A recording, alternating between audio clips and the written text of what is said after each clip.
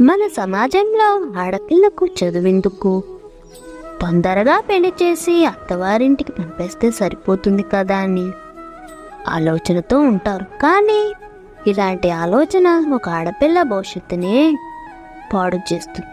ఆడపిల్లలు కూడా తమ జీవితంలో ఎన్నో సాధించాలని, తమ కలలను నెరవేర్చుకోవాలని అనుకుంటూ ఉన్నప్పటికీ వారి కలలు ఎప్పటికీ కూడా కలలుగానే మిగిలిపోతూ ఉన్నాయి.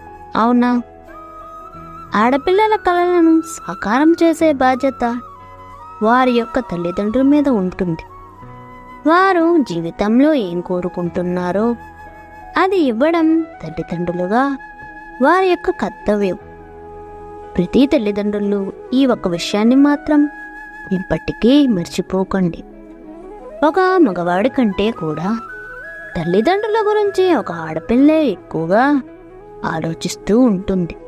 అందుకే కంటే కూతుర్ని కనాలని మన పెద్దలు ఊరికే అనలేదు, గుర్తుంచుకోండి.